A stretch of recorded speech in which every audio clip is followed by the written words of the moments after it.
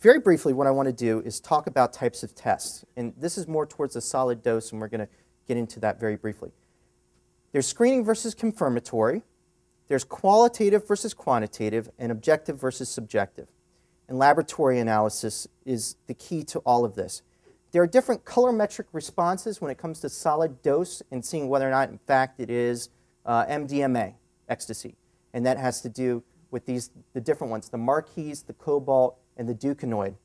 And what I have here is the only link that I have on my presentation, and I think it's important, and if you haven't been exposed to this before, we're going to run this at the same time. I'm going to have Jay help me out up here. If you could bring up the stuff. Oh, it's already up here. And I need to select a volunteer, someone. How about you? Would you come up? I don't care. Yeah, come on. So let's, what we're going to do here is, as this is playing, we are going to, these are called Nick kits. And Jay, you get the candy bar, buddy. Okay. That guy gets the candy bar? That's exactly right. Okay. And you get this. This is coffee from my hotel room that they wanted me to drink this morning. I'm going to ask you, under oath, sir, do you have marijuana, hashish, THC, or hash oil in your possession right now? No. Okay, let's find out. How about that? This is a Nick kit, and what we're going to do is we're going to hit play here. And as this is going on, we're going to do it directly according to what we need to do.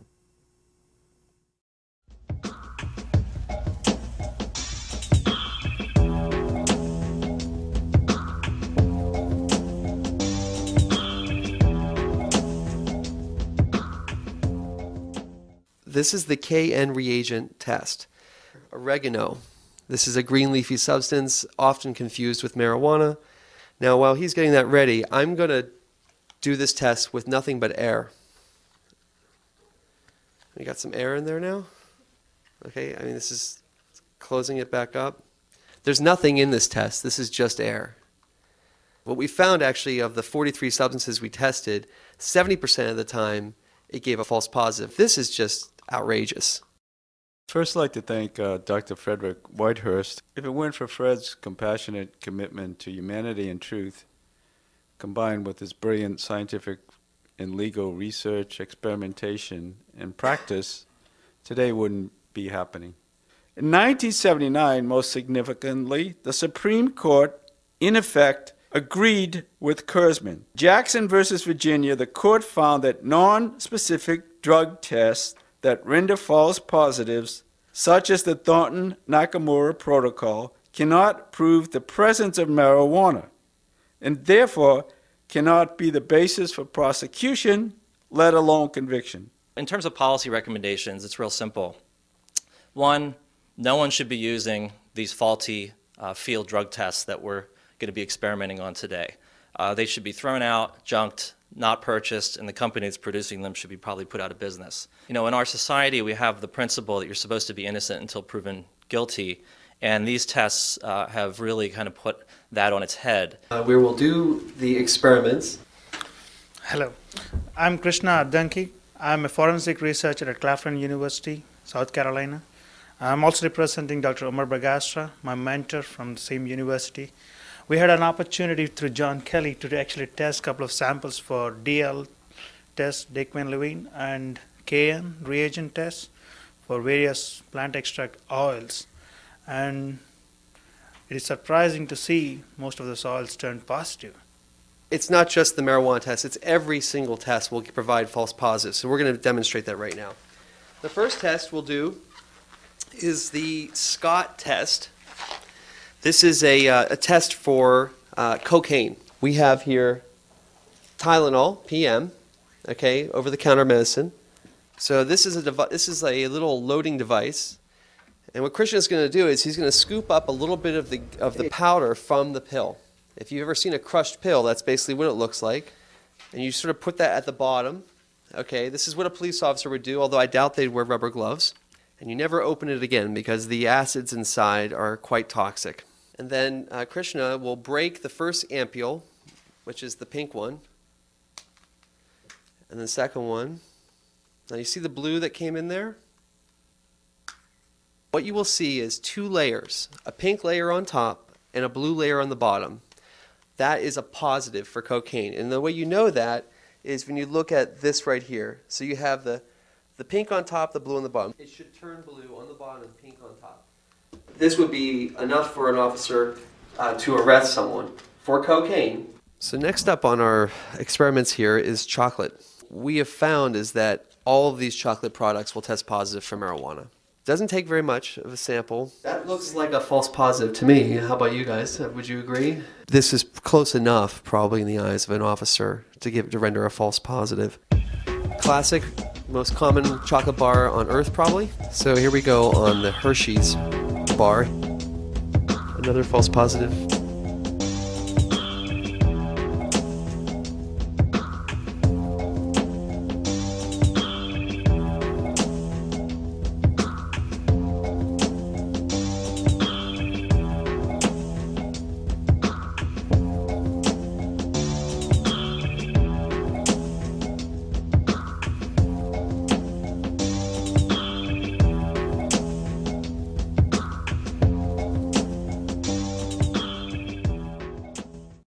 What he did is he just took it and he put it inside the kit, and what you do is you take it and you jam it down, basically. This is what police officers do for a screening test.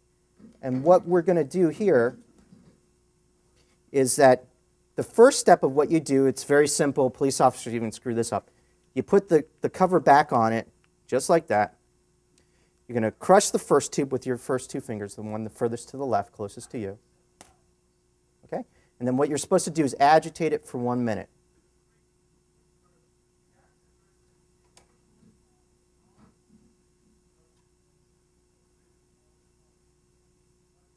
Did you do yours? Okay. Then what you do after that is after you agitate it for a minute, is there's a second ampule that's in there. You crush it. Crush that second, the middle ampule, please. There you go. And then what you do is you let it develop.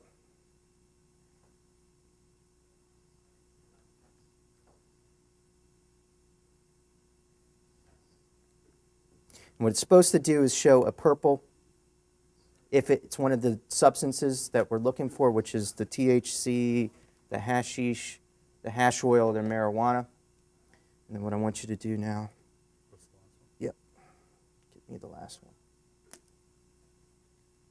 No, that's good. This one. That one good?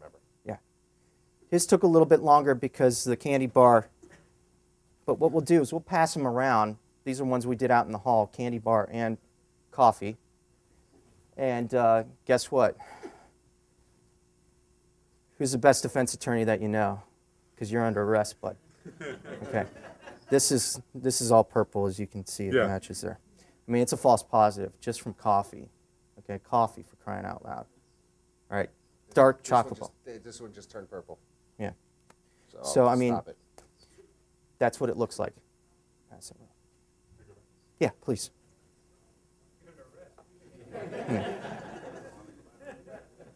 I work in the Maricopa County Sheriff's Office, you know, that whole thing, so I let him go.